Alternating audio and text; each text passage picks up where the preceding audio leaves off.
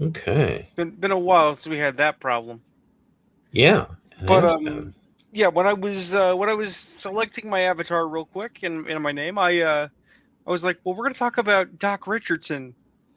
And then when I came in, it's like, oh, and you're still using the Doc Richardson. So, it's just appropriate. I think this is going to be a pulpy night. It's gonna be a pulpy night. Yeah, yeah. But I'm gonna open with something unusual. Well, I mean, first of all, hello, everyone. Welcome to the Gospel of Comics in Exile. Yeah. We did get word from Ayrton, who sent a smoke signal from the Southwest. His potato finally died. So we had to get a new potato. Yeah, so they are getting a new potato eventually. So at least the Music Man might return to us with tales of yore. Uh, Church is still at this report out for smokes and a gallon of milk, and possibly bringing death to the God Emperor's enemies. As you do. We don't have that gift to hand, but you know the one. I mean, I do, but I'd have to load it up onto somewhere, Yeah, and and I'm not sure I have some place to load it up to that would let me do the music, and it yeah, really yeah, is. yeah. You really need the music for it.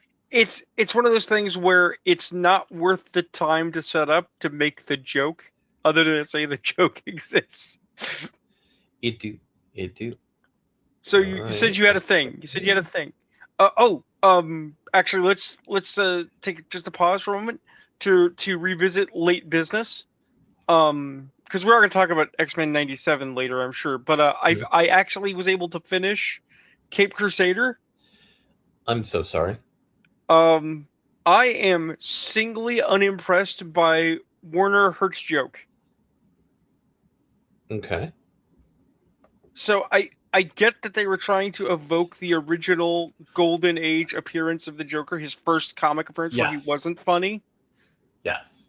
But then it falls into all the traps, which we're going to talk about a little bit later when we get into the question of how to do canon Hmm. of having to make the lore nods, Hmm. right?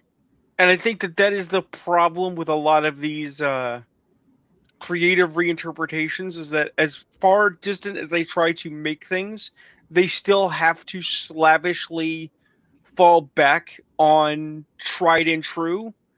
And that means that all they're really doing is making stuff that everybody loves look shitty. Hmm. Hmm. But I want to Yeah. talk about comics first this episode Yay. because I read the Iman Vellani comic book that came out. Yes, I have not, but I am curious because this is the comic by the young woman that played Kamala Khan, who seems to be incredibly based. She's got a good attitude. So let me pull out the opening page for you. September 1st, 1979, Los Angeles, California. They told me not to go looking for him. Said he chose to get lost. Funny how the ones we call lost are really doing the looking. Looking, looking, looking. Life's whole point is to find, eh? Find joy, find God, find love, find self. Well, I just wanted to know what he was looking for, what he found. But everyone's got to toss a different toss on the story. That's the opening page. I mean, it feels very pulpy, and as you said, there's going to be a very pulpy episode, so It is. I don't have a problem with it. It's a film noir kind of comic, which is kind of pulpy. Yeah, So here's the gist of the comic. She's a 19-year-old Canadian girl of Pakistani descent whose uncle ran away from home, became a private dick in Los Angeles, found a movie yeah. starlet who was missing. Then they ended up getting married. He ended up becoming a retired private dick who's married to a Hollywood movie star, a white one no less, in the 70s. Which So, that would be kind of spicy in the 70s, but well, not too spicy. what's the thing? Let's address that immediately because I think that this gets lost in a lot of the dialogue. Any longtime listener, if there are indeed already to the Gospel of Comics or the In Exile, will know that we are pretty seriously down about politics in media, Well, we're down right? with stupid politics in media. Stupid politics. But as a for instance, in the same way that I will not posit that like the ancient world was a racial hegemon and it was all white, which is what a lot of people assume when we start going on about things like, you know, Cleopatra probably shouldn't be a sub-Saharan African woman and Yeah. the like. In that same sense, I am not going to try and suggest that at any point, be it post civil rights or during civil rights or before civil rights, that there weren't people who found each other, were very much in love, and tried to make a go of it and said, fuck society and whatever they think about it. I am 100% down with a man and wife combination that is blended in a time frame where that is not thought upon well. Yes. Right. So we are not by default against creative dynamic storytelling. We just don't like it when it's used as a mechanism to deliver a stealth dose of somebody's pet politics. right. So Kamala's the character here. Yeah. Khan wrote. She finds her uncle at the movie starlet's house. The movie starlet leaves. The uncle chases her down. There's a little bit of an oopsie doopsie with her car. The uncle takes her home, and she's going to school out in L.A. And the uncle's like, well, when did you go get booked into the campus? And she's like, well, that's tomorrow. I don't know where I'm living on campus. But the uncle decides, to let her stay with him until she gets that sorted out. Yeah. And the wife is out of the house, and she sleep at the house with the uncle, and then all of a sudden, the guys with guns, they drag her into the living room. They threaten her. They threaten him about her, and it turns out that his movie star wife ran off to Las Vegas to go spend time with her mammy. And you understand what that means, Joe? That she took off when the heat was on and left him holding the bill? Oh, no. She had a hookup with a black girlfriend in Vegas. Ah. Because, again, this was at the point in which being gay in Hollywood wasn't really cool. Right. And this is the sort of thing that men with guns might try to rough you up over. Because when you're a famous celebrity, there's money involved.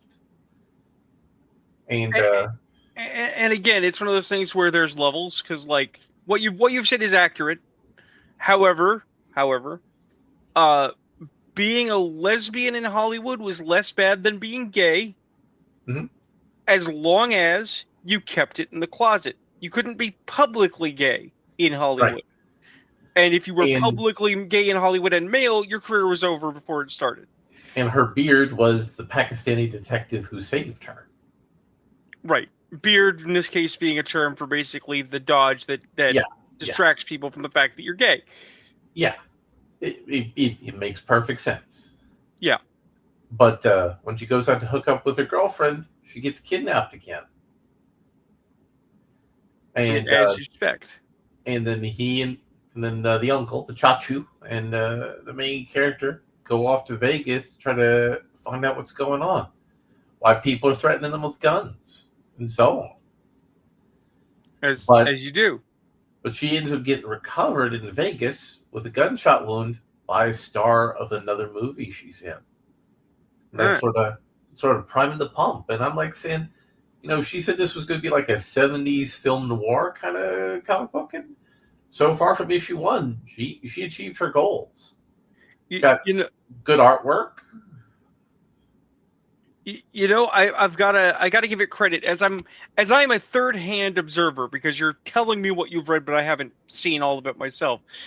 I am a not a follower in the sense of I'm part of the Force, but I am a observer of Razor Fist, who is a huge film noir fan, right? And there's been a couple of attempts at film noir. Like, we spoke very well of Spider Noir, for instance. Yes. Right? He spoke really negatively of it. And I couldn't fault his negative opinions. Right. Because he's not wrong. If you're a purist and you're saying, I want an actual film noir, it's not a very good film noir overall, right?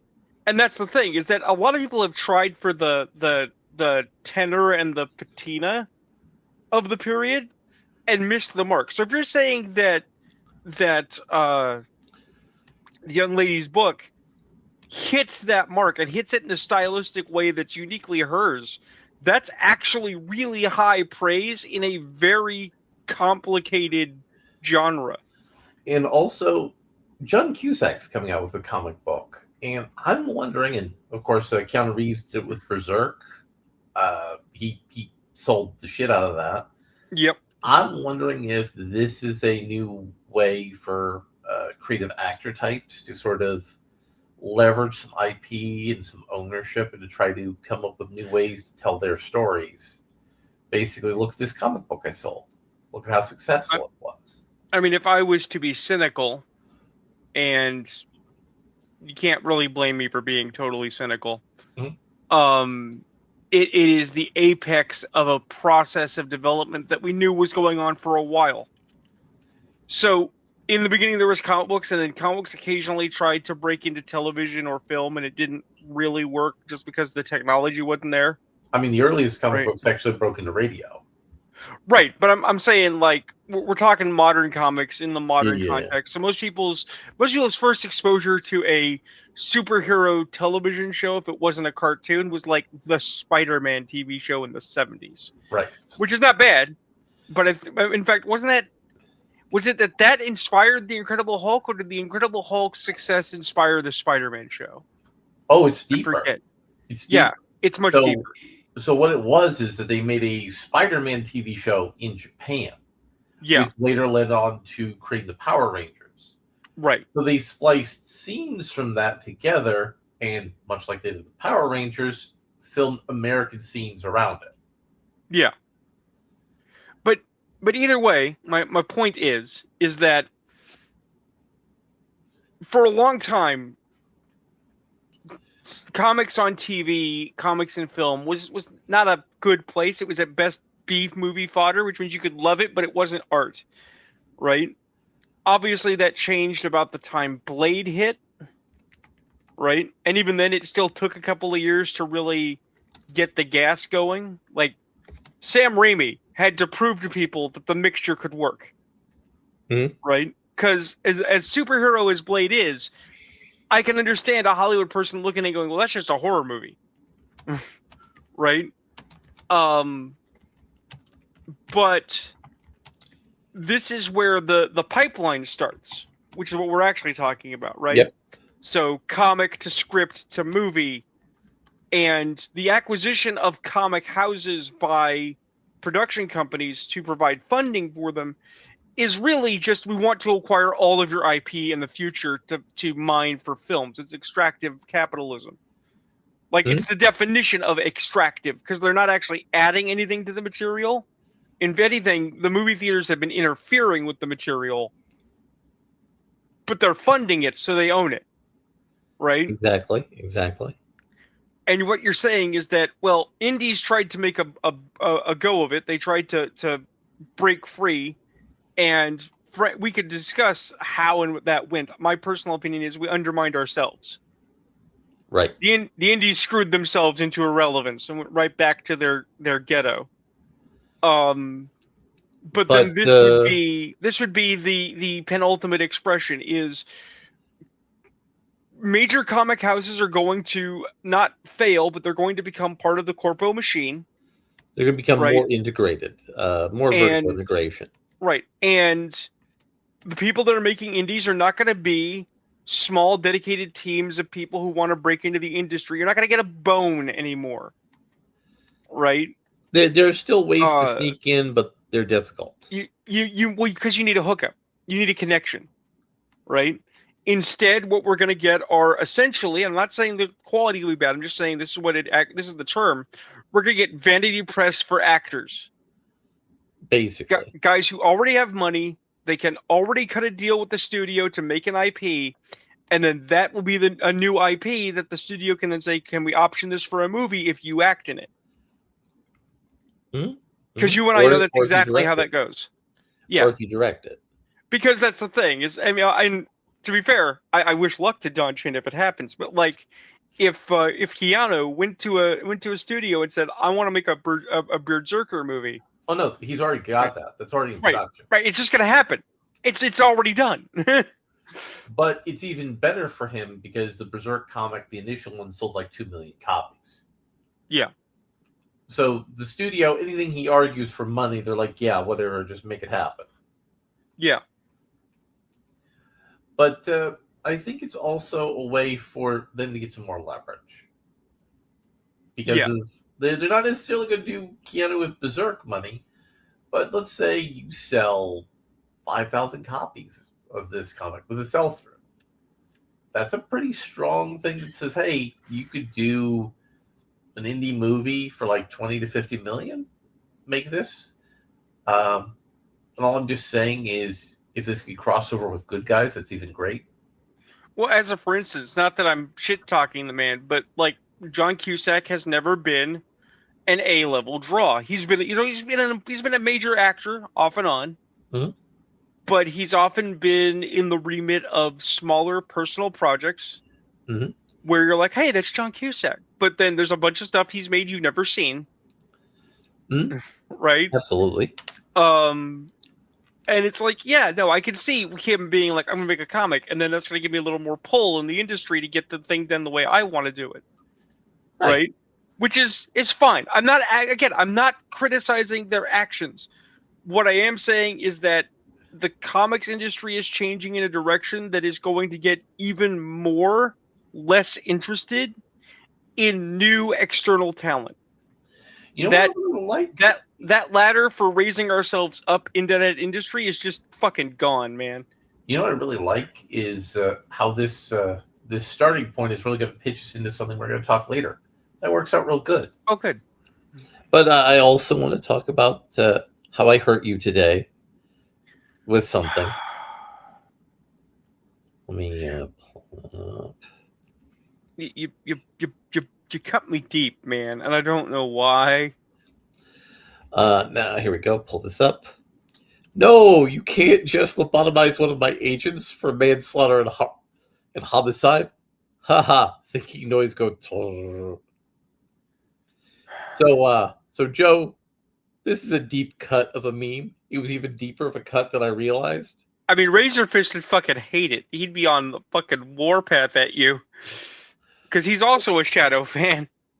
Right, right. But But I then asked the AI bots for some research assistance with this one because I mean, the Shadow and Doc Savage have a very big canon, very wide, multiple different licenses, multiple different authors. So my immediate thought was, I know these guys have crossed over a bunch of times. Has this happened? And kind of, sorta. Uh, at one time, there was a novel where one of the Shadow's principal agents was caught by Doc Savage, a man who had been falsely accused of a crime. And Doc Savage was like, "Yeah, but I'm Clark Savage. I clearly know who's guilty and who's innocent, so I need to do the procedure on this man." And yeah, it was a later book. It wasn't one of the original pulp era, original canon of books, but it kind of goes under the radar of what the original intent was for everybody doing Clark, about Clark being able to do this. But the worst one was done by DC Comics, where yeah. it was the actual Shadow almost got the procedure done to him. So the gist is the Shadow was pretending to be a criminal, as the Shadow does, to go about and learn what evils lurk in the hearts of man. Pulling out some guns and shooting people.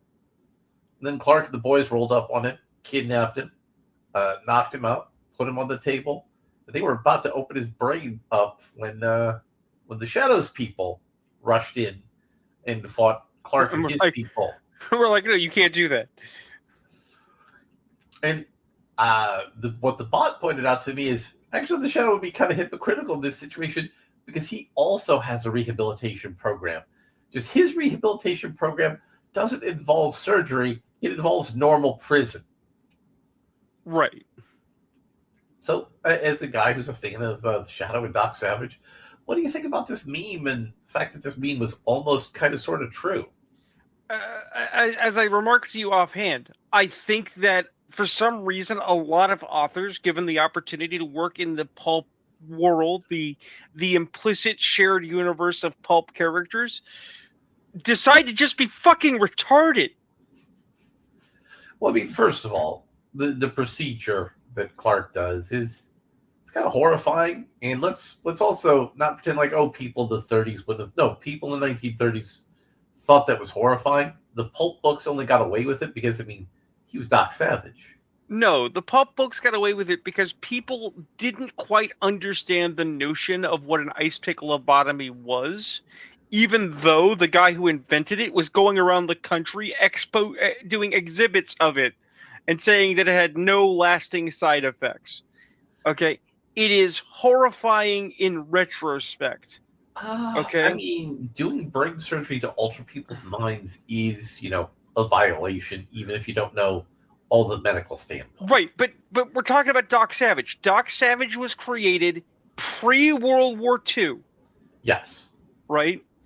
And post World War One, during the height at the time of our technological and scientific advancement. Yes. Okay, he's not just a Superman in a physical sense. He's not just a Superman in a mental sense. Right? He's Superman in every sense that a man can be super. Right. The proposal is that there has to be a physiological source for the kind of discontent and moral or ethical irregularity that leads to evil. Therefore, within the context of a 1920s perspective, it's like, oh, well, there's just got to be a surgery, right? Or a pill, right? And that's the thing, is that if we then moved over to Star Trek in the 60s, everything is a pill. Everything is a hand wave of a magic ray. And you're just better, right? It's the same energy. It's the same focus, right? Is it right? No. Should we absolutely ask the question? Is like, hey, Doc, are you aware that you're ice picking people and that this is awful? Yes. But to brazenly say it's like, well, it's just horrifying by default, and Doc's actually kind of another grim, dark villain. It's like, no, Doc is a moral paragon relative to the time that he existed in. He's the exemplar, because the Shadow, this is the important part, is the contrast to Doc Savage. Doc Savage is to Superman as the Shadow is to Batman. Yes. Right? Which is why the Shadow, the second he finds out about this, is like, dude, what the fuck are you doing? Right. Because, the Shadow, you say he has a mechanism of recovery, and that might be true. But you know what the He's Shadow's got a prison. He's got a prison. You know what the Shadow's other mechanism of recovery is? Firearms. Yeah, an entirely different kind of a lobotomy with a 45 millimeter of hollow point.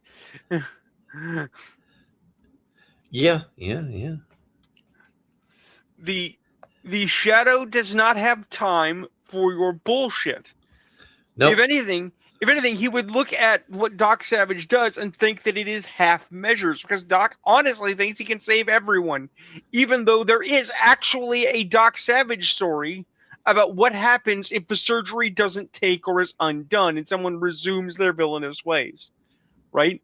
Even the original author, Lester Dent, was kind of aware of the context that maybe this was a deeper well than he was touching on, right? But again, much as I started the very start of this episode with Cape Crusader, the problem is that when people do a Doc Savage meets the Shadow story, their idea is, let's do greatest hits. Let's do a succession of glory shot scenes, right? And Absolutely. It's like that's not how you get. You don't get the flavor of that. What you need is a tight Sherlock Holmesian style mystery for Doc Savage. That has a globe-trotting element, right? In which the Shadow's agents conversely are contending or are using Doc Savage and his aides to get shit done.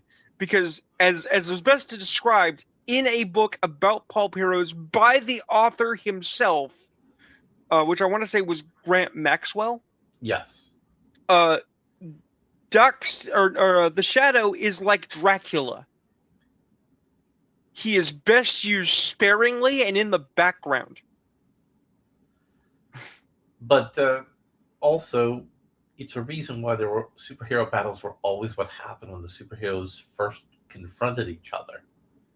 Right. Because as you know, Frank Miller famously put in The Dark Knight Returns, we've always been criminals, Clark. Right. And that's why it happens. But as we were talking about this, I had a thought about continuity. So first of all, are you familiar with the continuity of the Heroes of the Lands series of books? No, because I don't care for the Dragonlance books. Well, yes. But the Dragonlance books had a special continuity. There were core stories that were related to the initial saga, but people really loved the shit out of those characters. Joe and I were not some of those people. So other books were written. Those other books didn't necessarily line up quite with Weiss and Hickman's original plan. So the continuity came that all of these books are true stories from the world and the setting, but they're not necessarily true. They're stories. Right. The extended universe did something similar to that. So you could say to Han Solo, "Didn't Chewbacca get crushed by a moon?" Han Solo just laughs glibly, said, "Oh, kid, I heard that story too. People will believe anything, won't they?" And then not explain what happened. That didn't always work well in those sorts of stories, but I thought, would this work in comic books? And it already does. Well, no, it's already there. No, comic books at least maintains more of an illusion of continuity. No, I did read your material, okay, and while the analysis, the deep analysis we did, the 3 million monkeys on typewriters, understood the premise and proposed an answer, they didn't understand that answer was already in play. Okay? What you are describing and what the analysis described is the Marvel method of continuity. Right? But the Marvel method of continuity does have a timeline, does have a frame. Right. But the thing is that they have the sliding time scale. Right. Right? So everything happened a few years ago. So you don't need to say that in 1962 the Fantastic Four launched. But that's not the point of this. The point of this is that you're getting there. Okay. I'm laying some groundwork. This is important. They don't have to say that in 1962 the Fantastic Four launched, because they could say the Fantastic Four launched a couple of years ago. What couple of years ago? Whatever couple of years is needed for the story. Which means if you ask, what about this Golden Age story? That's essentially a legend. Right? They don't deny any of the old canon, and they in fact mine the old canon. Right? But the truth of that canon is relative to whatever story they currently happen to be making. But right? Marvel does try to curate the chronology of the canon. They do, and frankly, they should. The problem is that in sloppy hands, you get sloppy results. Modern Marvel is sloppy all over because they're like, well, fuck canon, we don't care. It's like, no, you guys have to have at least some canon. You need some grounding in order for this to function. Mm-hmm. Because the other end of that spectrum, because they made the opposite decision, was DC. DC said hard canon. DC's official position is that everything that is happened and everything is true. Well, and that's not what their position is anymore. It hasn't been for a while. Well, no, it was at least as early as 2000. Yeah, they abandoned that when they did New 52. Sure, but New 52 was again another Crisis on Infinite Earths, and they immediately fell to another crisis when New 52 didn't sell. Right. Because the thing is that what they were doing was they were using deconstruction to selectively edit their adverse material. So if you picked up a Golden Age book where Batman fights a giant typewriter and you said, this is stupid, how does this relate to the modern Gothic Batman, right? That's where what's his name, that Scotsman who did Transmetropolitan, Grant steps in and Morrison. yeah, Morrison steps in and says, but you see, all of Batman's villains in the 60s and 50s were using gases and he was tripping out, which means it happened. But it didn't happen how he remembered it, because there's actually a different story. Ha ha! Because I'm so creative and smart. And the problem is that it's building a house of cards. Because every edit requires another edit, requires another edit, requires another edit, requires another edit, until it eventually collapses under its own fucking weight, leading you to more crises on more infinite crises. So here is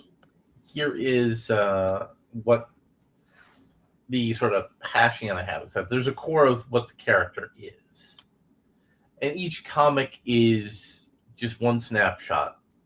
And the past, so long as you're not stupid, doesn't have to be consistent with the past of a previous issue. Just one story, one snapshot. The core of the character is there. You just tell a story about that character. And you just abandon the pretense of continuity that, as you argue, and I'll say you have a point, they're trying to have their cake and eat it too with continuity versus this form of storytelling. Which just doesn't work. You need to shit or get off the pot ultimately. Well, because you and I have seen in Star Wars, in World of Darkness, in a multitude of other media, the other problem, the other end of that spectrum, the other extreme. When everybody is so tightly locked in on the continuity that they're like, that's not how it happened. No, because the thing is that fans care about continuity. Mm-hmm. That's the part that the creatives seem to have misunderstood, right? Even though I hate to give the man some credit for what I think was a bad idea, Joey Q led the charge for breaking up the comfortable partnership that DC and Marvel had created, because he was like, no, we made more sales when DC and Marvel were competing because people had brand loyalty, right? Mm-hmm. Well, where does that brand loyalty come from? Continuity, canon, right? So, for instance, Superman has fought the Hulk before, right? A whole bunch of times. And the one that was told to me by my father is the one that I hold to, which is that there was a comic where Superman was basically standing on the earth with his chest out and his hands on hips, and the Hulk was pushing him and pushing him and pushing him. And the Hulk got so angry that when he finally lost his cool, having already lost his cool, but you know what I mean, and just wailed off and walloped the Man of Steel, Superman went flying off the planet at speed. Okay, and this pushing, this immovable object versus unstoppable Hulk had been so powerful that for a moment, just a second, the rotation of the Earth stopped, which you and I know it would fling everyone into space, but comic logic, right? That is my preferred answer when the question comes up: who would win, the Hulk or Superman? I'm like, the fucking Hulk if it's a raw strength fight, right? I mean, the Max Landis actually had a strong argument about that. But my point can win in one of these fights if that's what the story is. No, I've also made that argument. I made that argument tonight when somebody was like, "What about Forge versus Iron Man?" I'm like, "Is it an X book? If it's an X book, it's Forge. If it's an Iron Man book, it's Iron Man. Fuck off." My thing is though, is that as a fan, right? I know that continuity. I know that piece of lore. It's in my head. I want to keep it. I don't like it being dismissed. And you're right. We are too strongly bound to our continuity. It causes problems. But the other end doesn't work, okay? Because you want to talk about having your cake and eating it too, Kathleen Kennedy. We're going to make new Star Wars. Great. We're going to make Star Wars you want to see. Oh, are we doing Timothy Zahn? Are we doing the Solo kids? What are we doing? None of that. It's not canon anymore. What? It's Legends. Okay, so what are you doing? We're doing our own stuff with hookers and blackjack.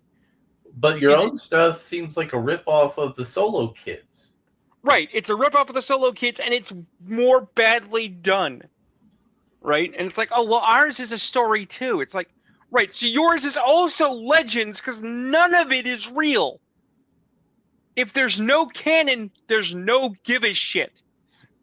And that doesn't work because that's what you and I were just talking about the other day and last episode about World of Darkness. We had this extensive lore for Vampire the Masquerade, and they said, "Hey, you know what? Forget about it. The Beckoning happened, and all this political buildup, all these NPCs, they're gone." And I bitched about it. I bitched about it at great length. And I'm like, "Come on, man! I know the lore was full of stupid, but there was stuff there, right?" Mhm. And now we have V6, and they're like, oh yeah, that stuff we did last edition, yeah, that didn't happen. And it's like, so did it happen or not? Well, it happened, but it wasn't real. Okay, so what about all those characters? Well, they're there, but they're not there because this is a playtest, and we're not going to tell you one way or the other. Right. So there's no lore, which I seem to recall was a major criticism of Chronicles of Darkness that everyone was pissed off there was no meta plot, which Yeah. isn't true, but they liked their meta plot. Uh, the problem, and I was one of those people until I played a game run by Joe, is we were used to a plot structure that was handed to us because that's what every other role playing game book did. Right. And New World was a toolbox. And no one was really trained as a gamer at that point in role playing games to be a toolbox game master. Right. And that was a problem for New World. But it's a good thing you mentioned Star Wars because I saw The Ninth Jedi. I did not get a chance. Okay. So they did an anthology series where they had various anime creators and studios do little shorts of the Star Wars, and this one was so popular and well received, it got a full series treatment. Yeah. And what's funny is, speaking about continuity, you know where its continuity in relation to the rest of Star Wars, it's unclear. Right. But the creators for the Japanese studio said it's probably like 1,000 years from the Disney Star Wars canon. Right. So you don't really know when it is. And it has a really good art style, really good animation. And it has elements and pieces in the story that are a nice, comfy Japanese kind of storytelling. But the big plot, and this is going to be a really challenging Star Wars plot. There's a bad guy in black armor Okay. who's oppressing the galaxy. Okay. And he's building a super weapon powered by kyber crystals that shoots a laser and makes planets go kaboom. Oh damn. I mean, can our heroes win the day? Well, you see, the Jedi are almost extinct, and there's only one Sith, and most of the Jedi have given up on the fight. But we do have a plucky Jedi who's going to challenge his fellows to return to the Force and fight and stand up for people. You know, which was one of the plot elements of KOTOR 2, if you remember that video game. Yeah. And there's a nobleman Jedi who's got a beast man. Because they don't really stick with the Star Wars aliens here. But, you know, like he's a furry beast guy. He talks, whatever. Yeah. And a plucky young girl who was the daughter of a master lightsaber smith who was formerly a Jedi who's been captured by the bad guy. There's only one thing about this that bothers me, and it's the dumbest thing. And on the plus side, I'm glad that they're saying it's in the future so that they don't have to answer for it. Have you heard about the other dumb Star Wars news? Which other dumb Star Wars names? John Boyega, you know, the guy. He's trying to get Samuel L. Jackson to come back and have Finn trained by Mace Windu. Right, because apparently only a black guy can be trained by a black guy. My problem is it's like, motherfucker, Do any of the Jedi actually die in Order 66? I mean, Order 66 was really stupid. And technically, Mace Windu died before Order 66. No, that's not the point. The point is that we saw all these Jedi die, and yet every single named canonical Jedi of consequence has come back in some fashion. All the people who had a cool design and a fun name, they have a story about how they survived Order 66. Like, none of you fuckers died. Don't you remember that line from Rise of Skywalker? No one's ever really gone. But here's the thing, because we're getting back to subject, oddly enough, circling the wagons.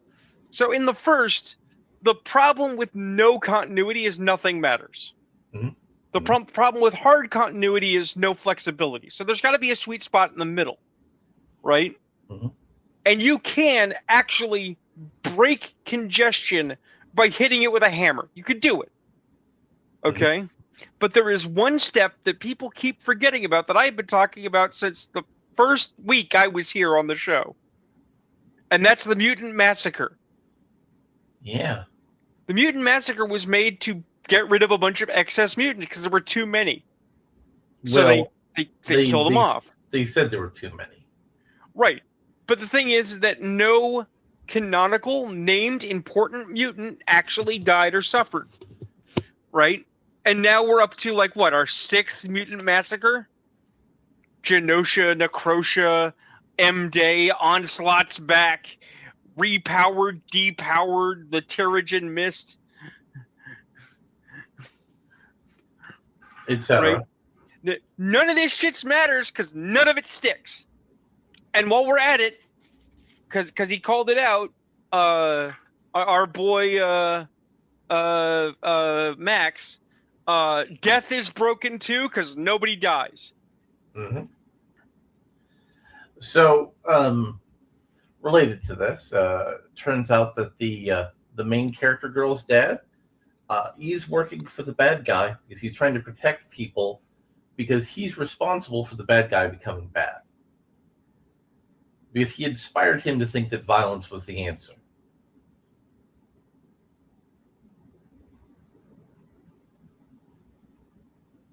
Okay. And our heroes, collect more heroes. Then there's a battle. The mentor dies, fighting the bad guy. Standard stuff. The main character girl, rises to the occasion, reunites with her dad. She learns to deal with the integration of her shadow self.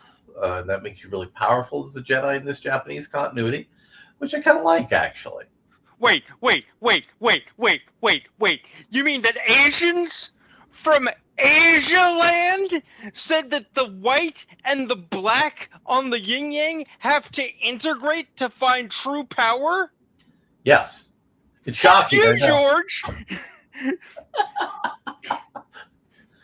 But what you realized is acting without emotions, without, being a hollow vessel, that's not good either. You have to be defined by your purpose, which is another very Asian philosophical standpoint to it. And that resolution helps her beat the bad guy. But she also goes through a period where she realizes, oh shit, I could be very fucking evil. When she massacres some people who are trying to kill her and burns down a forest and kills a whole bunch of shit. And that's like how she integrates her shadow self, is she actually has a moment of darkness. So it's good. I like it. So I'm gonna ramble about this in just a second, but I need a second. Okay. Joe needs to be prepared for this. Kinda.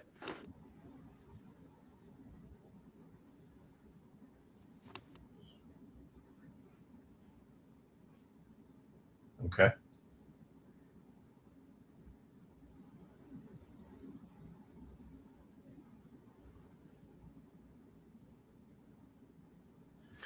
The people don't need to hear me do certain things.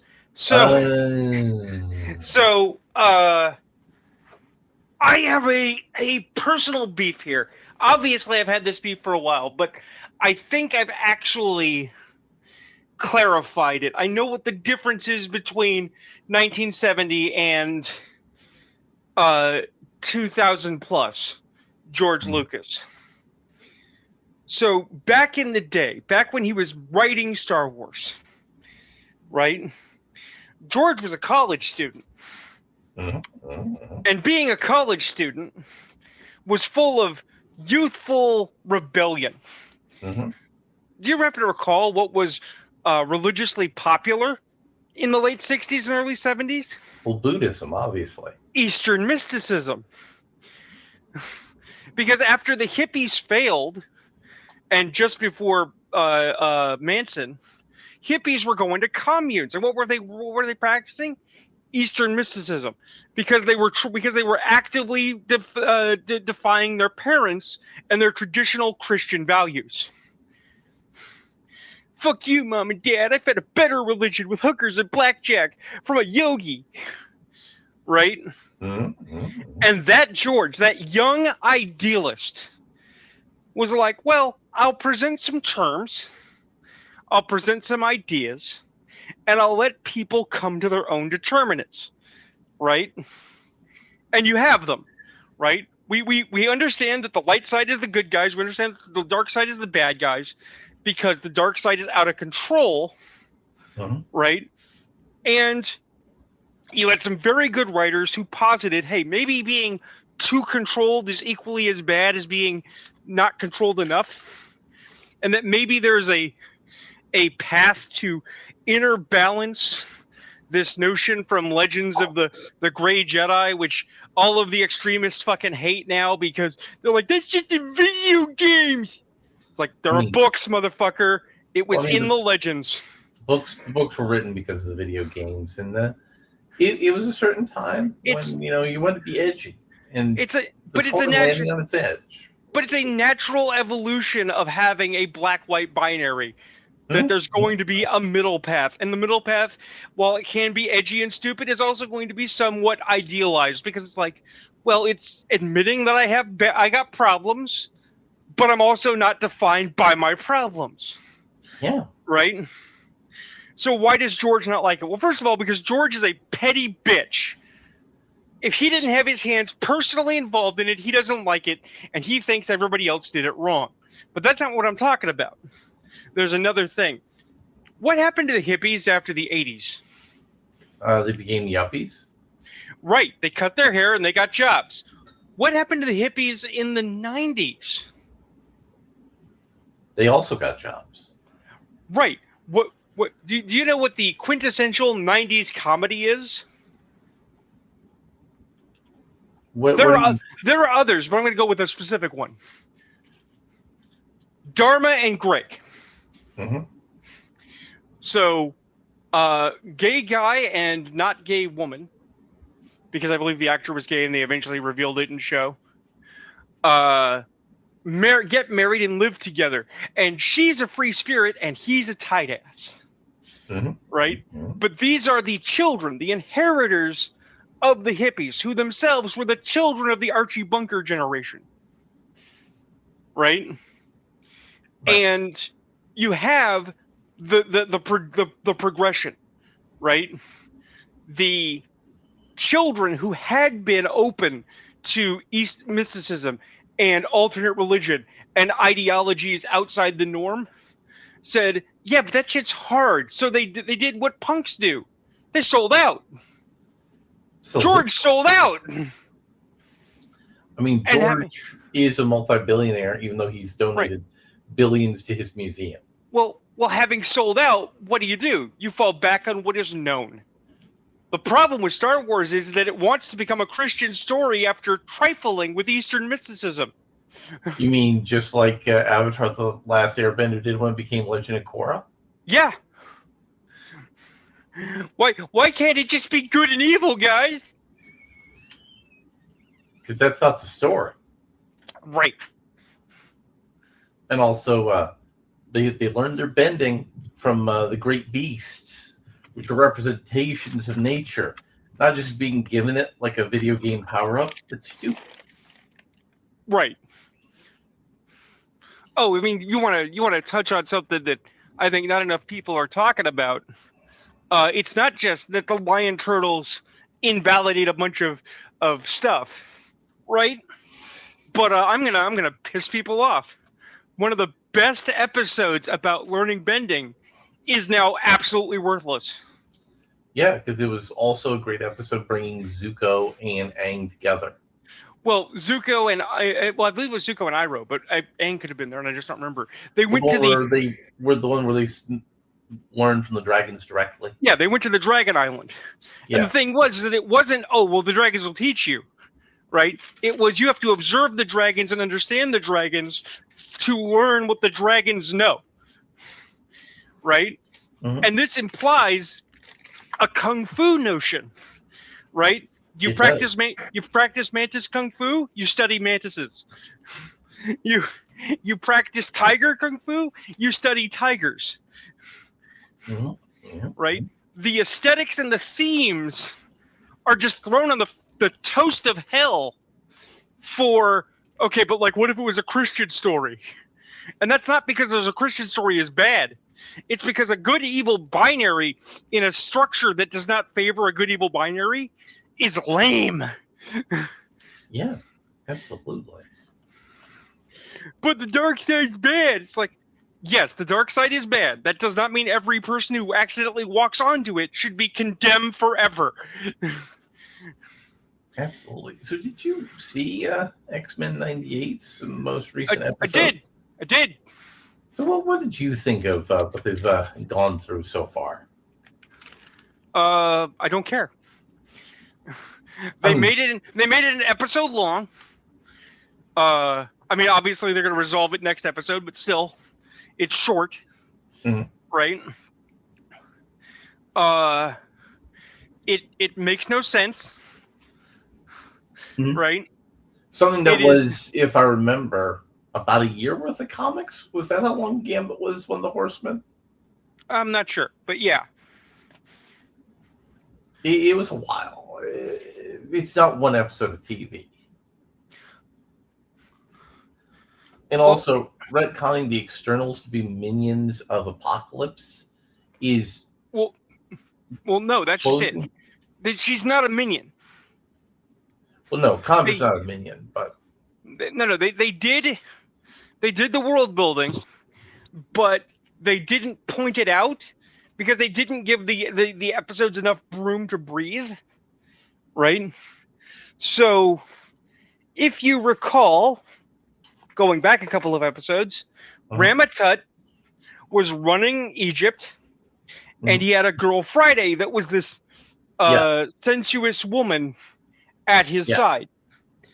That woman was the woman that seduced Apocalypse so that he gave her some of his power, so she could become the external that created the thieves and the assassins. Yes, but the original version of the externals lore, which Marvel became uncomfortable with, was better for the externals. Oh, you mean the idea that there have been mutants that have been living among us for hundreds of thousands of years, and some of them are not good guys?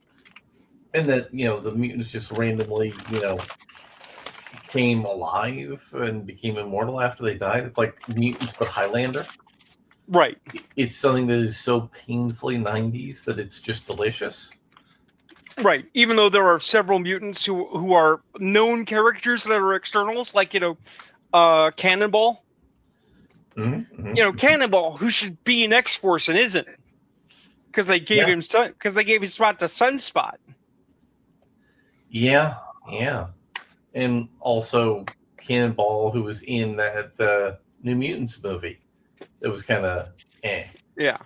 Which is probably why they didn't go that far. But I saw that one, and I also saw the episode with Graydon Creed being tried in the Savage Land, and your boy Colossus acting as the judge. And again, they took a very long run of Colossus where he was one of Magneto's guys for a little bit, and they just gutted it. And I'm like going, you don't really get to appreciate what's going on with that. Greatest hits. But they're not playing it right. Oh, it's worse than that. It's greatest hits, and it is spectacle. So let's take the most recent episode. I know exactly where the most recent episode started in the writing room. Hey, Somebody remember said, that we set it up for Gambit to become one of the Apocalypse's horsemen, so we need to get all the Gambit lore set up. no, dumber. Okay. Hey, man, Nightcrawler was great last episode. Everybody likes Nightcrawler. How could we give Nightcrawler a spotlight moment? Hey, what if Nightcrawler beat up all the other X-Men? Right, so we got to figure out a way for like Nightcrawler to get possessed, so he can be a bad guy for a minute, so he can fight all the X-Men and kick all their asses. God, that does sound like something that might have happened. They started there, and then they built the story around it using the guidelines from a long-running arc. Yeah, that sounds right. I have to say, this season, and admittedly, this season has the problem that the original showrunner got canned and everything. But this season really, it just shows how streaming shows are so bad, they can't keep up the energy they have season to season. Because they can't even keep up the consistent sort of thinking that built a strong first season. The first season goes strong, and they're saying, okay, we need to switch everything into play it safe mode. Hard and safe. I mean, that's what I saw here. That's what I think. Did I talk last week or the week before about rewatching Midnight in the Garden of Good and Evil? You did not mention rewatching Midnight in the Garden of Good and Evil. So let me pivot that for a moment, because it's an interesting artifact. Do you remember the movie, which was based off the book, which was based off a real life event? Kevin Spacey movie.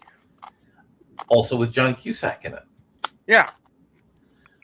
And the thing about the movie that kind of landed with me is there wasn't this tight, hard structure of the plot of the storyline like we have now.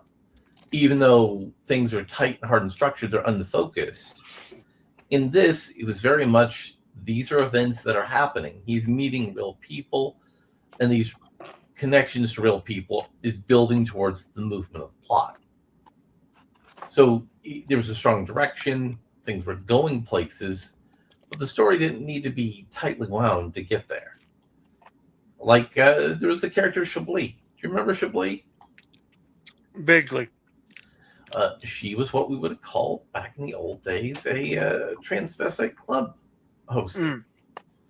Because back in those days, they would have called her a transvestite because she was keeping her candy, as she liked to refer to it, while taking her hormone shots.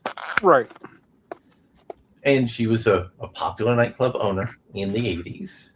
And shocker for anybody who watches this show who's a youngin'. People weren't super negative about this stuff, but they also weren't super positive about it either.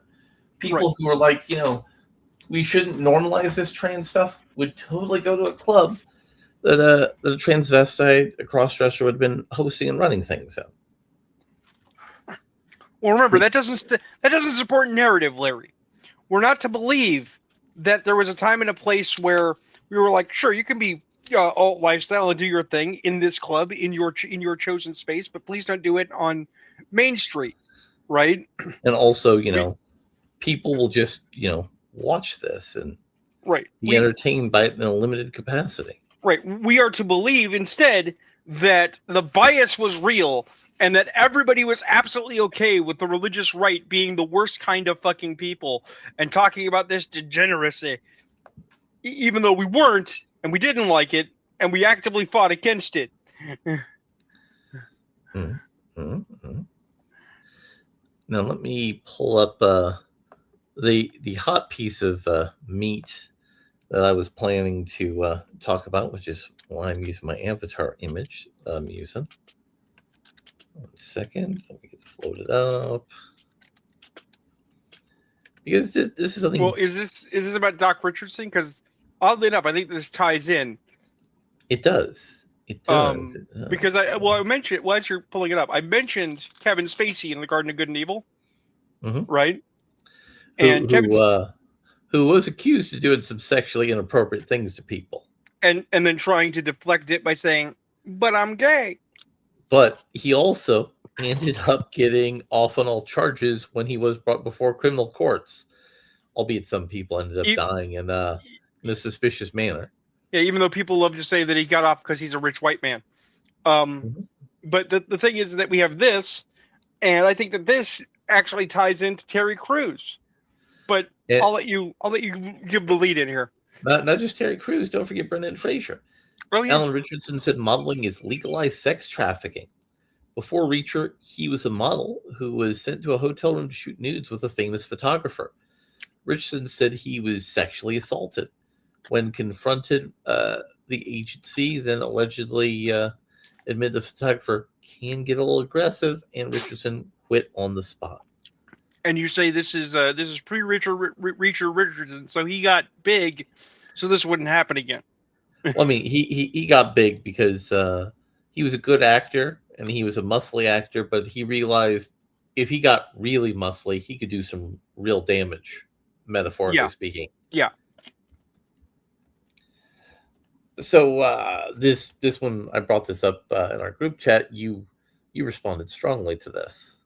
Yeah. Well, like I say, I think it has some legs because, as we just said, Terry Crews, Brendan Fraser, this has happened a lot. And the thing that I find absolutely abominable is that no matter how many times it happens, we still can't get over the bus of the idea, if you big, then you could defend yourself, ergo you must have wanted it. It's like, no, men can be sexually assaulted, people, for fuck's sake. Yes, and also here, let me pull up an old picture of Alan from around this time frame to really hammer home the context. This was the era of young Alan Richardson. Right, way skinnier. Way skinnier, way less jacked, way less gear. And this is an era where even though maybe not to the same degree as classic Hollywood, because classic Hollywood is always the sleazy producer and the young starlet, it's still a thing of, if you make a stink, your career is done. They'll protect themselves before they'll protect you, because they'll find another actor just like you. Mm-hmm. And I mean, we can't honestly be expected to believe that men cannot be intimidated into silence.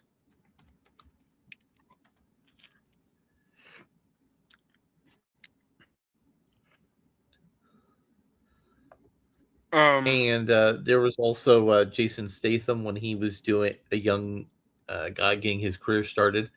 He also had an incident where some music video producers were also kind of teasing at him a little. Well, it's interesting because I thought the Statham connection was because of the other thing that Alan Richardson has recently done. Which other thing? Alan Richardson recently was in an interview where he said that he felt that we needed to open up male acting roles to more jobs that aren't paramilitary, post-military, and super skilled super guy. I mean, more regular Joe roles for people. I mean, those have always been in action movies. Arnold did an action movie where he was a fireman who took on the Colombian drug cartels. Right, using his fireman skills. But here's the thing. Okay, Arnold is obviously a superhero. He's built for that. Obviously, several other of his peers, like Carl Weathers and the Native American guy whose name always eludes me, but we know him, were like that. But like Bruce Willis was a skinny little dude. He was not an action guy. He became one of the principal action guys. Right? And he became a principal action guy by being authentic and real. And getting the shit kicked out of him. But Jason Statham has also said that he would like to maybe see some roles that aren't, what if I was grumbly voice post-military man with deadly skills, right? And I mean, Jason makes a lot of money being that guy. He does, and he absolutely takes the money, but that doesn't mean he doesn't necessarily want to do other things, right? And here's the thing, that this ties around back to comics again, because you have that clip from your boy Hugh Jackman, who was talking about the broader problem of multiverses and character death in cinematic universes, but also very specifically in the past has said, man, look, I love doing Wolverine, but you guys got to understand, we're human beings. We can't keep doing this to our bodies.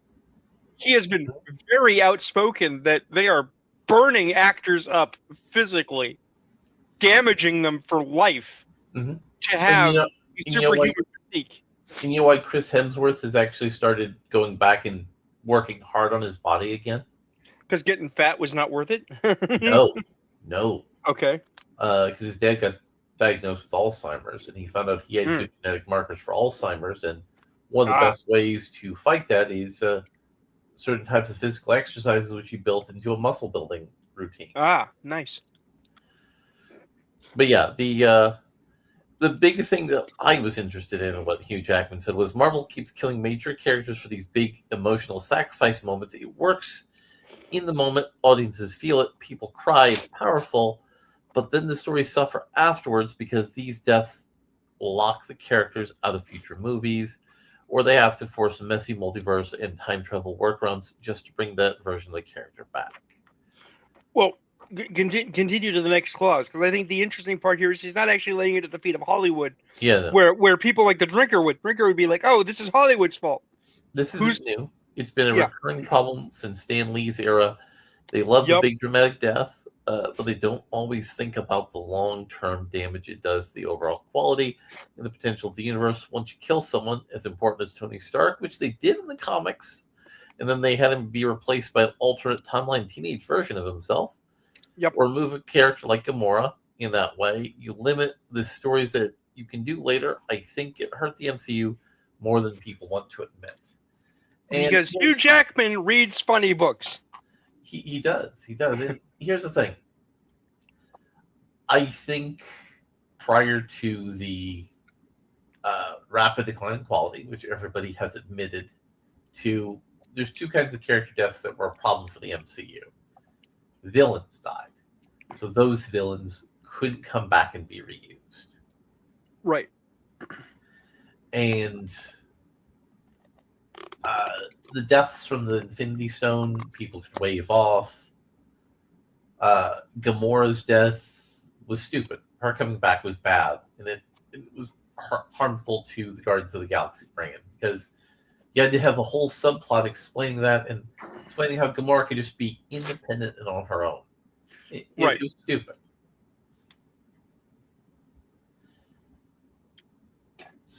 So I also saw something else.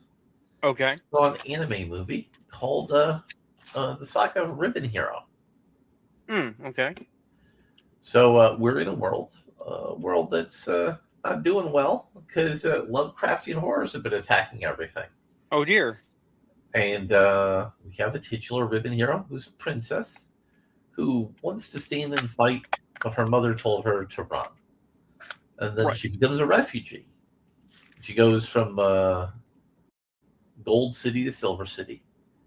And then she becomes a magical girl to fight Lovecraftian horrors. Yeah. And set people free.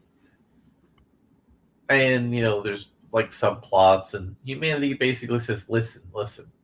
Yes, everything is bad, but if we manage it, it won't get worse.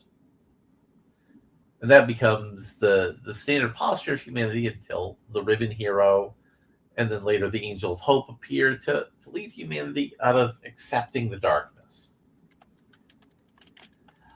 Good animation, good quality storytelling, but it didn't have enough meat for me of the story. It felt like a very generic-y kind of anime story. Right. Did you see any particular media you wanted to bring up, Joe? Geez. I'm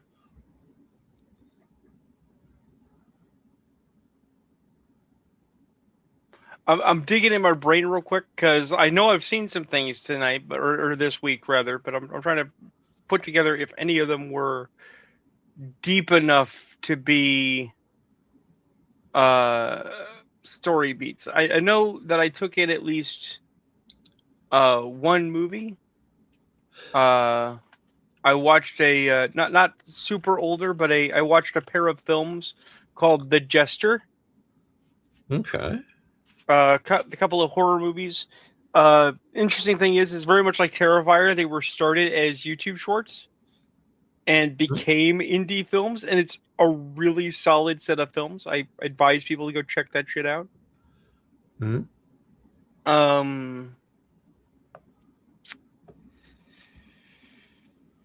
I haven't seen the Backrooms yet, and I can't quite work up the gumption to watch Evil Dead Burn because Evil Dead Rise did not sit well as we tried to watch it. Yeah, I've tried to watch Evil Dead Burn as well, and I have similar issues. It just like so fucking tedious, and I can't make it through it. But let's talk about a positive story for a moment. Okay. Positive story that came across the desk. In a second here, let me pull it up. Here we go. New Yorker gets kids' letters to Spider-Man as he owns Marvel superheroes' real-life home. First of all, how great would that be? I know, right? A New York native who shares an address with Spider-Man has revealed that kids send the superhero letters, and he actually has been receiving them. While a lot of superheroes have headquarters and homes in real cities, some of those addresses and buildings don't actually exist in the real world. There's no Stark Tower in the middle of New York, for example. But when it comes to your friendly neighborhood Spider-Man, Webslinger does actually use some real addresses. Peter Parker is your friendly neighborhood Spider-Man, after all. One of those addresses, 20 Ingram Street in Forest Hills, is where he lives with Aunt May in the comics. And as per the New York Post, an elderly man named Jack Shee actually owns the house and wasn't aware of the fact at first, but has been getting a lot of posts that's actually labeled for Spider-Man. Speaking to the Post, she revealed that he gets all sorts of visitors with fans taking photos from the outside of his home. He won't stop them either, and he always says yes if someone wants to take a snap. I feel mild responsibility because Spider-Man, this is an American spirit, and if I'm living here, I should do as Spider-Man, the 64-year-old man said. He receives all sorts of letters from kids, with some inviting Spider-Man to their birthday parties and others wanting him to come over to their house to watch TV. This is where I wanted to live. It's an exciting place, he added. Here's one, Spider-Man and Deadpool. Can you come over to my house to play? We can watch TV together. What do you guys do for fun? Can you teach me to be like you? Love, Cooper. The address is also listed in Google Maps as being a Spider-Mark landmark too. You don't need to know all the Marvel Comics lore to find it. So if you were to go to Google and Google Spider-Man's home on Google Maps, the house would in fact come up.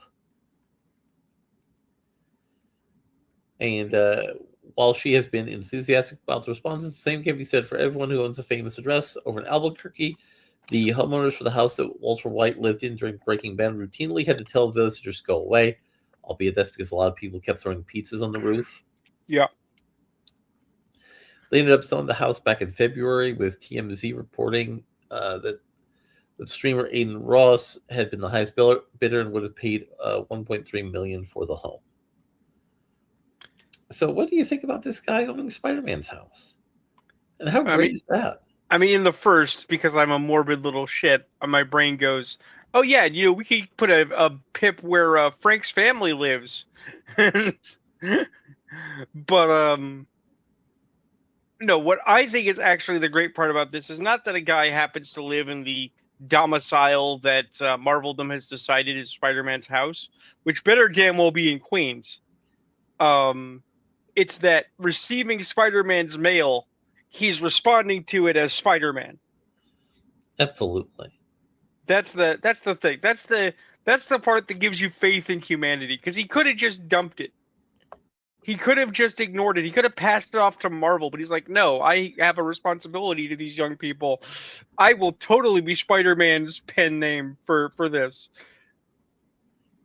Because the kids believe, The kids don't. That's the thing. That's the problem with Miles Morales, because when we talk about people and Peter Parker, kids don't see Tom Holland, right? You're a Spider-Man fan. You have a kid, a nephew, a relative, something. They're like 7 years old. You take them to a Spider-Man movie, right? Mm-hmm. They don't pay attention to the credits, not because they can't, not because they're unintelligent, but because they're boring, right? Spider-Man's fun. Right. They pay attention to Spider-Man. Spider-Man is a guy. What kind of guy? That guy looks like that guy. That's Spider-Man to me. Okay. What's Spider-Man's name? Peter Parker. And that's why Tom Holland allegedly has made $20 million off the Spider-Man movie before this one. And now this one's going to go down to be one of the biggest movies of all time for money making. Right. So Tom Holland is he's going to be an even richer man than he already is. And it's like in 10 years, in 5 years even, yeah, then they'll know, oh, Tom Holland played Spider-Man, right? Yeah. But he's always going to be Spider-Man to them. Absolutely. Right? And this is where we differ from Church, not you and I, but he and I, because Church says, well, Miles Morales is my children's Spider-Man. No. Like, is he though? There are kids who like him, but no, I've never met anyone who feels like, well, this is my generation's Spider-Man, because the comics weren't that big a deal. But I do want to talk about a movie I have seen the trailers for. I'm disappointed in the name of the movie. I understand why they chose the title for it, but we're gonna play a trailer. We don't do that often here. Okay. 1 second. Let me pop this up here. Now we go here, and I hate the fact that the StreamYard's buttons for sharing and everything are placed so poorly.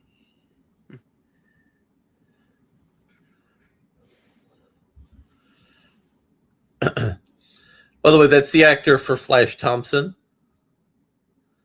from the MCU movies. And that's the Robert guy Pattinson. who was just in the Odyssey. Oh, this is the Chris Hansen movie. Yes.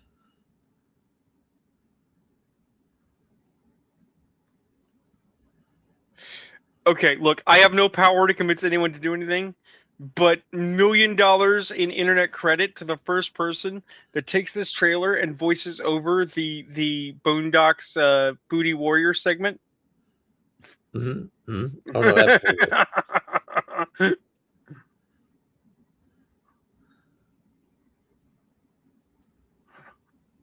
I came from man's butt.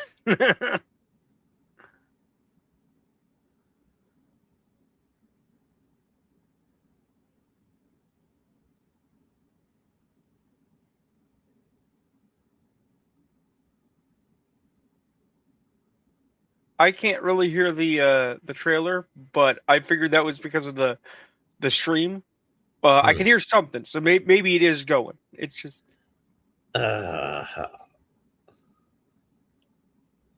if you're watching this later, guys, and you see a bunch of quietude, it's not you, it's the stream.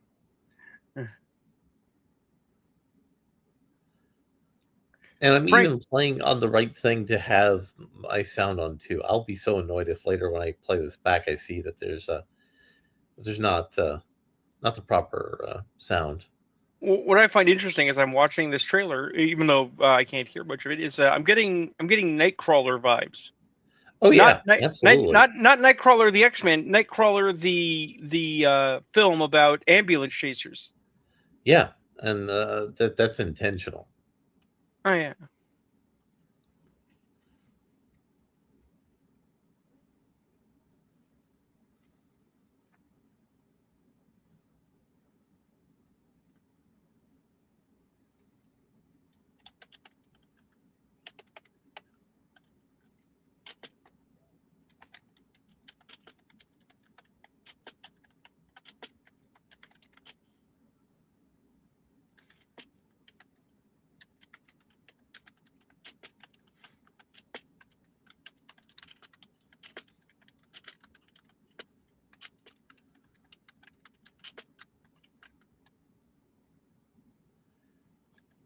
So, Robert Pattinson, remember how we all made fun of him for Twilight?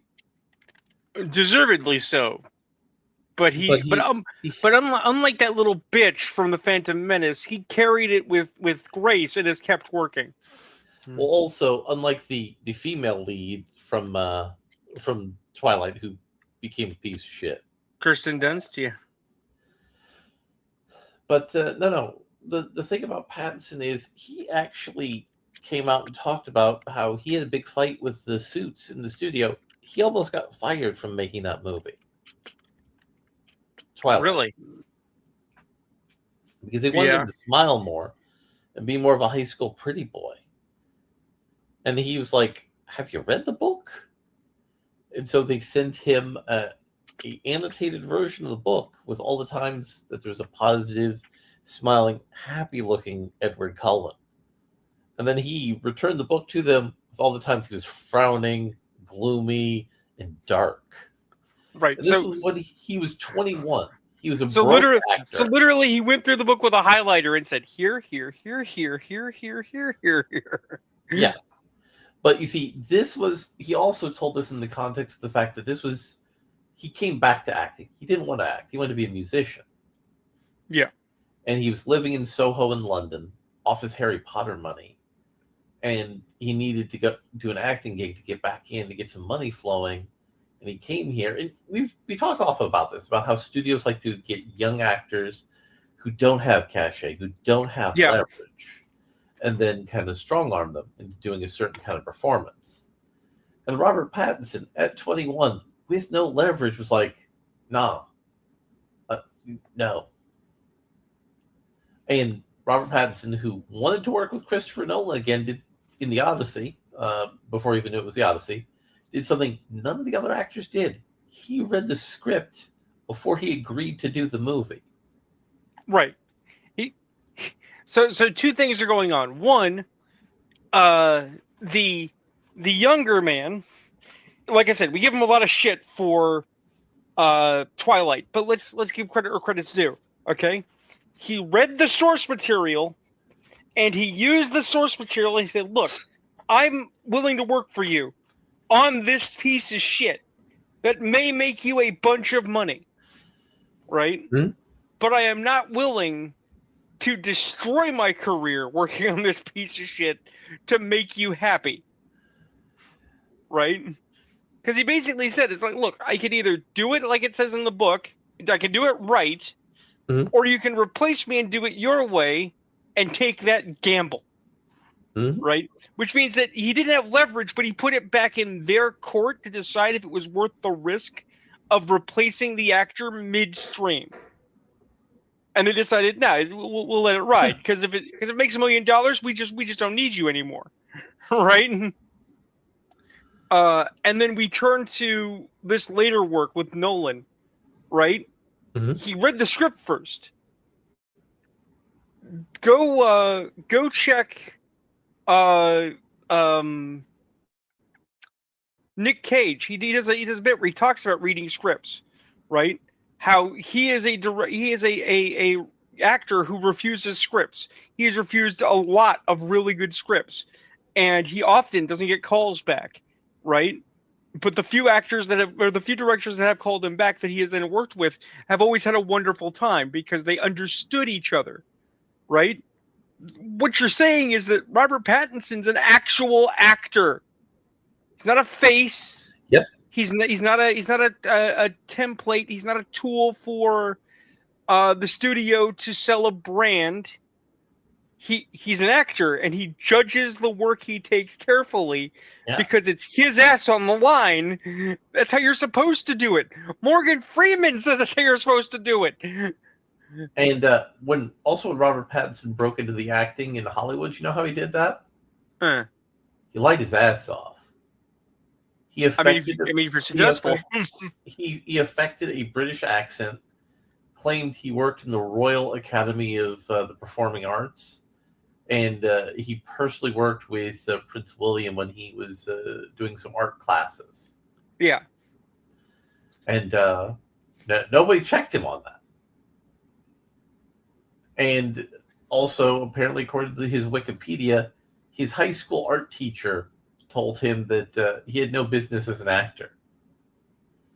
And he's now got his game up to being one of the most successful living actors we have today. So kudos to Robert Pattinson. Well, I mean, oddly enough, this leads me to an interesting permutation, because now we're going to talk about actors not choosing the hard road and challenging the studio, and studios making slop. So explain it to me, Larry. Explain Lanterns, but True Detective.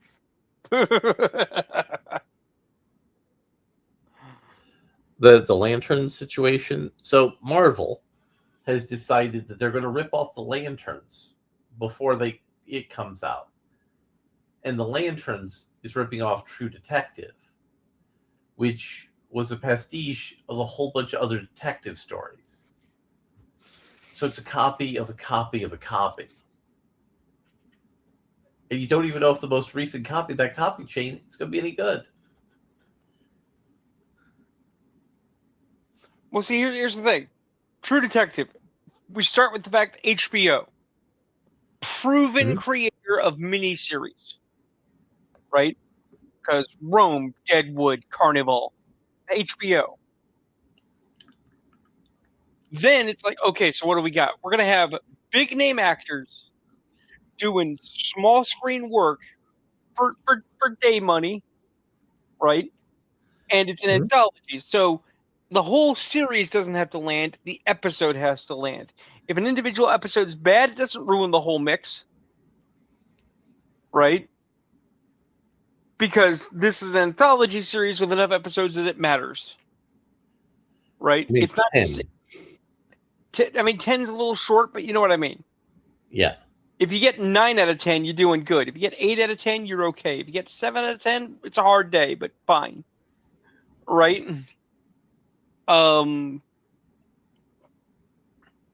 But then you have Lanterns. Lanterns had one job, and they started with "let's fuck it up." By not giving the Green Lantern a green suit. Right. But well, I mean, here's the thing: Lanterns was doomed from the get-go, because the Ryan Reynolds Green Lantern movie is still fresh in people's minds. Because not even Ryan Reynolds was at fault. The CGI and the malaise of plot elements, because they wanted to get parallax in there real early and shit. It was too high concept for establishing a baseline, right? But there were a lot of things in it that were 100% correct. The guy that played Sinestro, spot on, right? The actual origin of getting the ring because an alien spaceship crashed, correct, right? For everything they got wrong, they made a choice that fucked that pooch. And now the whole thing is toxic. They can't touch it. Right? So they're like, so somebody started with a good thing. They said, what if we do Jon Stewart instead? And then somebody said, but what about Hal Jordan? And then they fucked up. Because they went, oh, well, we got to do Hal Jordan. We'll do it like a training day, but it'll be lanterns going across this great land doing detective work. It's like, no. Just do Jon Stewart's origin, whatever it is. Just do that. That'll be good enough. We can't do that. Okay. And then you have the bean counters, and you have the producers come in and be like, well, production value is expensive. What if we don't have them in the suit? And what if they don't use their powers a lot? Yeah. Right?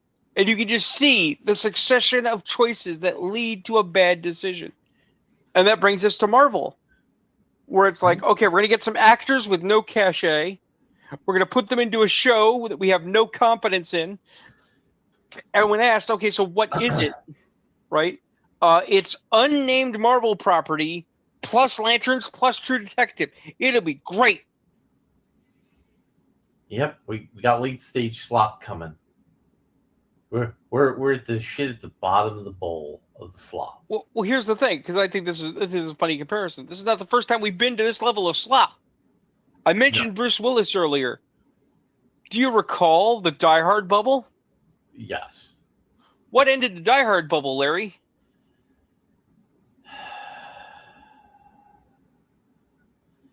The last Die Hard movie, which was just No. So we go back to Die Hard. So you have Die Hard 1, then you have Die Hard 2, very successful. Everyone's going, oh my God, Die Hard. Then you have Under Siege, then you have Speed, then you have a bunch of others. Right. And basically, Hollywood lore has it that there was a period in time where if you had a little cocaine and a prostitute, you could basically sell any movie as a Die Hard but X, right? I mean, that's a Rick and Morty joke, actually. Right. So it's like, what if we did Die Hard but it was BMX? What if we did Die Hard but it was jet skis? What if we did Die Hard but it was snowmobiles? What if we did Die Hard but it was an airplane? Right? Down the line. Supposedly, what killed it stone dead is an executive was in an elevator, and a dude happened to be sharing an elevator with him. I made his elevator pitch and said, hey, what if they made a movie that was Die Hard in an office building? And this executive had enough wherewithal, enough knowledge to go, excuse me, Die Hard in an office building. So Die Hard, because the original Die Hard is in an office building. And that killed it. Lore has it that the word went out and said no more Die Hard knockoffs. And basically, Die Hard was dead as a concept until Die Hard 3. Which was, in my opinion, actually, I think you have Jeremy Irons giving an amazing performance. Samuel L. Jackson giving one of his best career performances. I like that. It's a Die Hard movie. Yeah. Oh no, it's an okay Die Hard movie. Because remember, that's also the original director returning to the property. Yes. Right. But I actually like Die Hard 4, Live Free or Die Hard, with the kid from Jeepers Creepers. It's really the one after that. The Russia Die Hard needed to not happen. Yeah. So we're going to take an unusual turn for us here in the Gospel of Comics. So Joe, you're currently looking for work. Yep. You're a storyteller. No one's willing to pay you to tell stories. Okay. And I found an unusual bit of storytelling work. And let me pull that up for you here on the shared screen. Come on, you. Here we go. Decisive action training environment. So the United States military does military exercises, and they made a 824-page lore book. Yeah. I mean, it's kind of out of date. There's a few sections of the world that don't exist anymore, but they're alternate, so it's okay. Well, no, yeah, these are all alternates because that's a diplomatic thing. Like, no, we're not training to invade your country. We're training to invade Ariana. It's a totally different country. Right, totally. And let me this is not the first military LARP I've heard of, because I also know about that document that is about the American military invading hell, and how much we kick the shit out of hell, because if you use the biblical structure exactly, it's Bronze Age tech versus what we got now. Let me see if I can find the first page that really explains the countries. Here we go. Denovia is an authoritarian state led by a small, incestuous elite. The group uses state power and resources to enrich itself and secure both domestic and international political support. The Denovian elite wants to return to Denovia to a co-equal place with the great powers of the world. That's the Russia.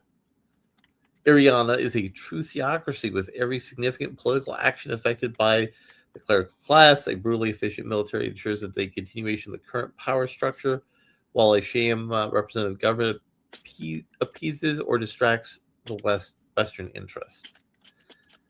And for some of these exercises, they have money.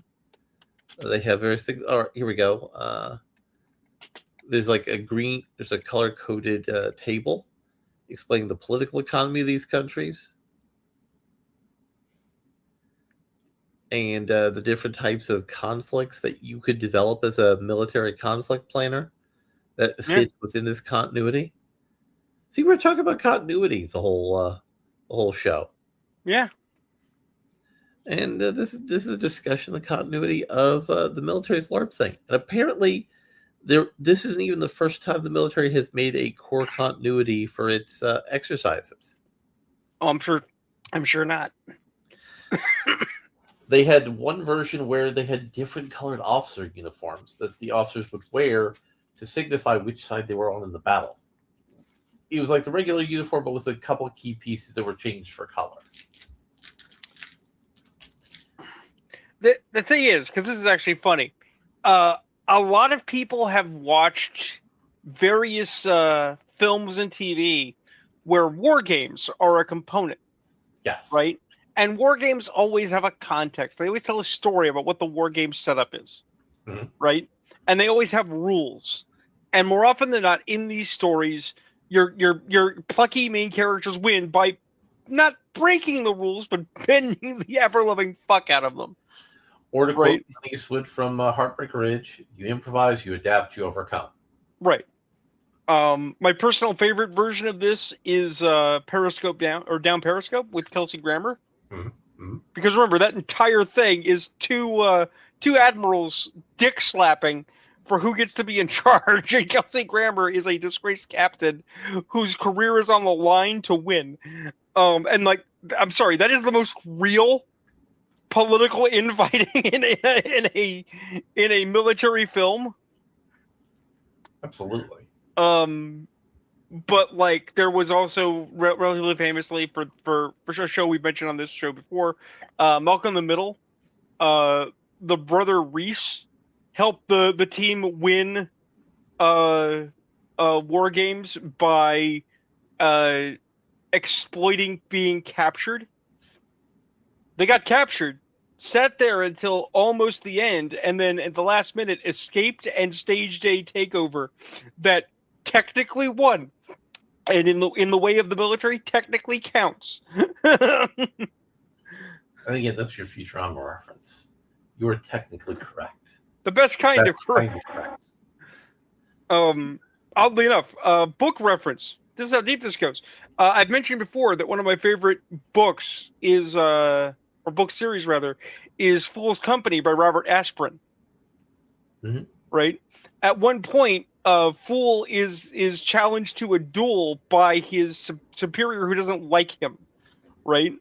And because it's a space future thing, duels technically still happen. They're just not lethal, right? So it's a duel by fencing for points, right? And Fool's boss, of course, goes classic foil, mask, white suit. Here we go, right?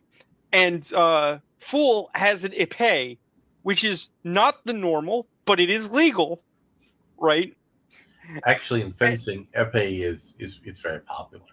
It is, but for the purpose of this story, it was like, that's not a French rapier. That's not the classic, proper, officious way to do this. And then as they duel, Fool is winning not because he's making the hard hit, he's actively avoiding it, but because he keeps stabbing his opponent in the foot, which is a legal cut.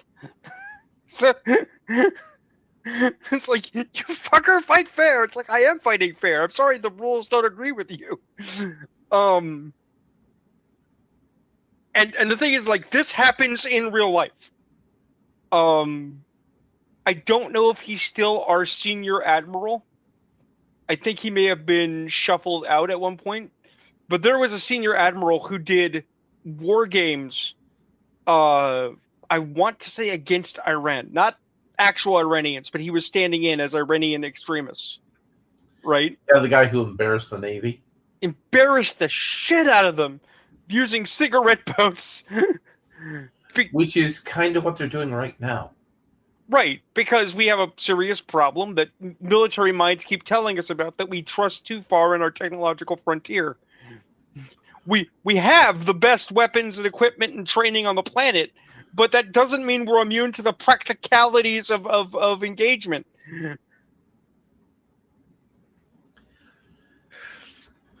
But yeah, that's interesting. Let me see if any of our materials good enough to chew up about 15 minutes. Oh, they're making a Joe Dirt animated series.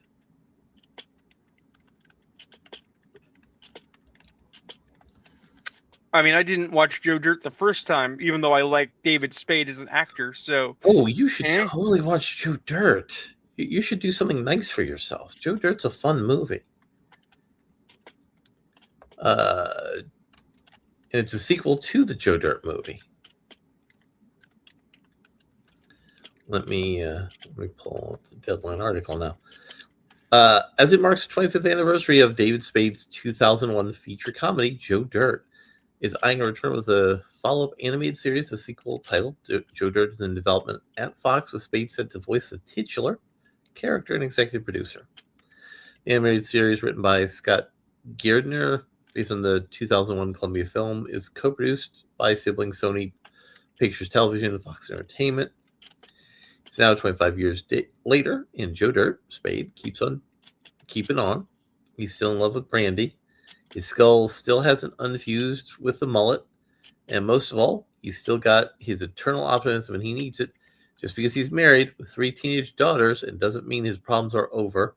It just means they're bigger, and Joe's mop and bucket can't cut it. I have a stupid question for you. Yes. Because, again, I didn't watch Joe Dirt, but based on purely your description, is the show My Name is Earl just a Joe Dirt ripoff?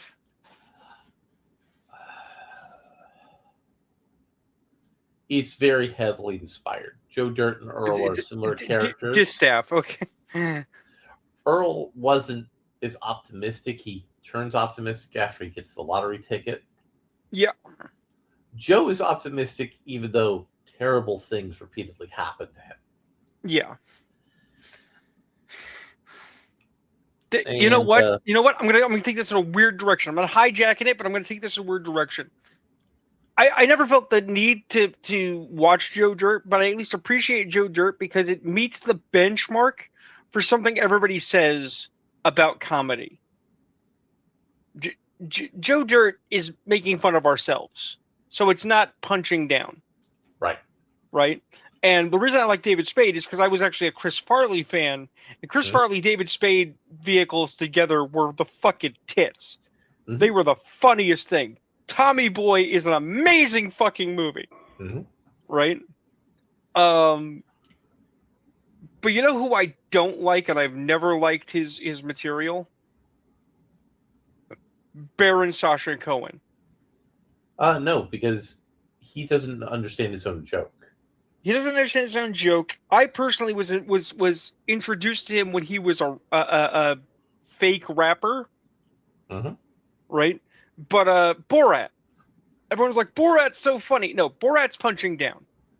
Borat is making fun of poor indigent people from East Europe who can't defend themselves from this, on the premise that they are ignorant and out of touch with the rest of the wider world. Well, I mean, only a small portion of Kazakhstan's Europe. Right, but you see what I'm saying. But okay. No. Do you understand what the one joke Sacha Baron Cohen has? I mean, besides being Sacha Baron Cohen? Okay, so here's the premise of his one joke that you could tell this joke a variety of ways. Is the human norm in most cultures is to be polite to people even when they say things that are outlandishly stupid and terrifying. And those people build up the humor for when you get with people who are like going, yeah, man, we need to stop the race mixing. Who are the actual people who are the ignorant racists, the backward people that your joke's all about. The problem for Sacha Baron Cohen is he doesn't understand that there's a group 1 and a group 2. He believes they're all the same thing. And it's very clear by the way he carries himself in his other work.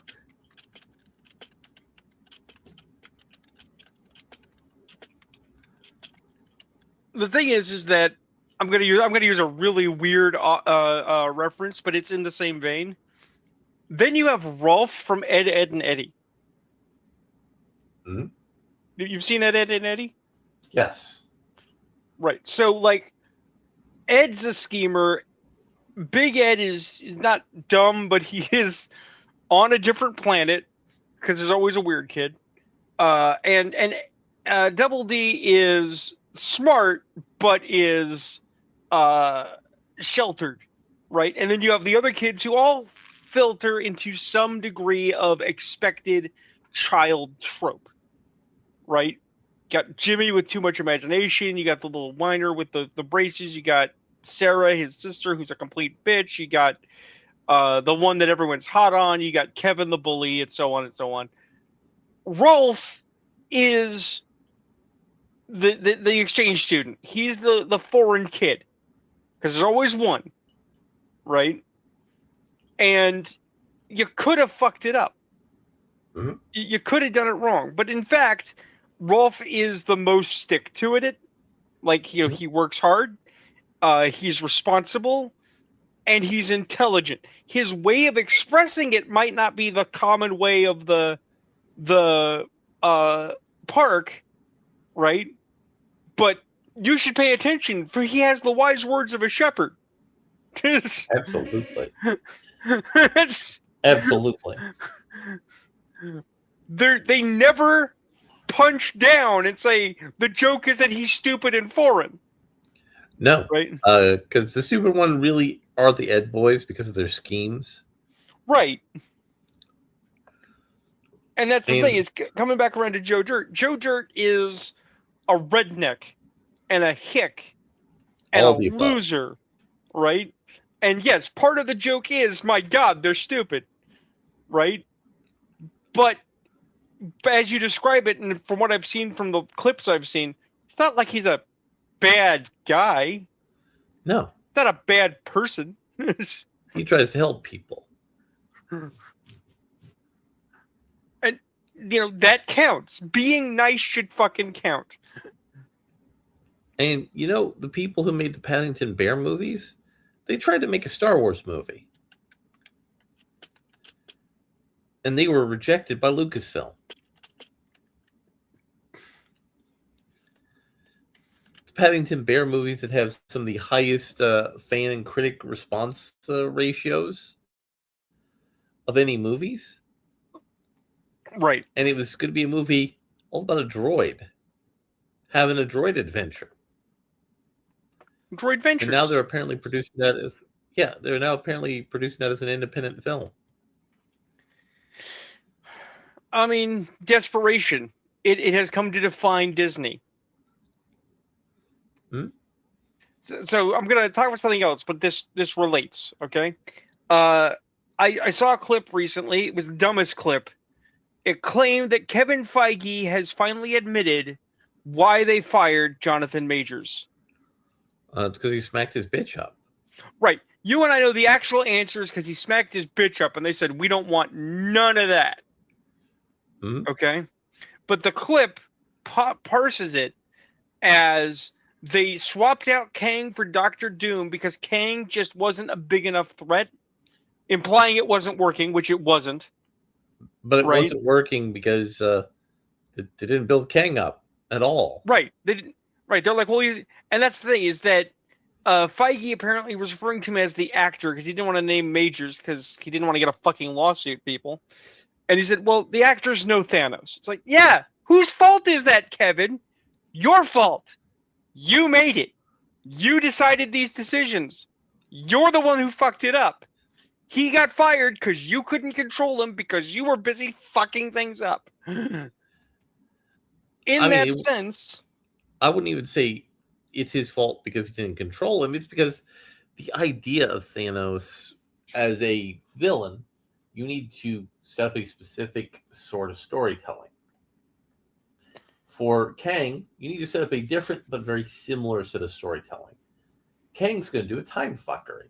He's going to do a time fuckery, which leads to a collapse of the multiverse. That's you know what happened in Kang Dynasty. Hey, wait a minute. You said we're going to do something different tonight. I often ramble off stories. I'm going to tell you how you do Kang in a phase 5 and not fuck up. Okay. Okay. So very clearly, Thanos was a conceptualization from the beginning, before he ever showed up for an Avengers, Right. right? Because they were already laying the groundwork for who are all the Avengers and what are the Infinity Stones, right? Right.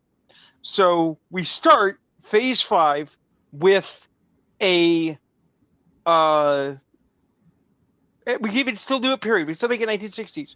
We do a Fantastic Four movie. What's our Fantastic Four villain? Who's our Fantastic Four villain? Is it gonna be Galactus? No. Is it gonna be Doctor Doom? No. But yes, kinda. Well, who is it? Ramatut. I mean, Raymond Tut would have been a hell of a movie. So, right. So Fantastic Four. how does this happen? There's the Fantastic Four. The Fantastic Four are fantastic family, and they're having a wonderful time. All And of a sudden, Reed says, "Hey Sue, I invented a time machine." right. But the second he's about to turn it on and try it, there's a bright flash outside, and suddenly there are Egyptian soldiers in the streets attacking things and conquering stuff. And it's like, oh no, where did time traveling Egyptians come from? We have to take my brand new time machine and travel back in time to find out. Right? Yeah. And so the latter half of the movie is basically the Mummy with the Fantastic Four, but instead of the Mummy, it's fighting Ramatut. With robots and super tech. It's Stargate. What the fuck? How can you fuck that up? Right? Yeah. What happens at the end? Ramatut escapes. And the Fantastic Four follow him. Right? You start the next film. It's some other setup, possibly a Doc Strange, possibly something else, right? But there's a problem, there's a villain, there's a thing. You reveal that it is in fact Kang after some fashion. What happens at the end of the movie? There's a flash and the Fantastic Four have arrived. Who the fuck are you? Right? But now we're underway. Now there's energy gathering. Forces are accruing as Kang is essentially attacking the multiverse time and again, because this is not him having already conquered it and he stands alone. This is not the one timeline. This is not, the Council of Kangs and all that bullshit. This is classic Golden Age. He is the conqueror. This is the war. He is attacking you from all fronts, and he's pulling in more and more forces as he fucks with more and more people, right? Mm-hmm. And you can still have Doctor Doom show up, right? Because you're building a stable temporal loop, right? So you get to the point where the Egyptian soldiers were on the streets of New York, and now they're not because he beat Kang. And the Fantastic Four are in the Baxter building, right?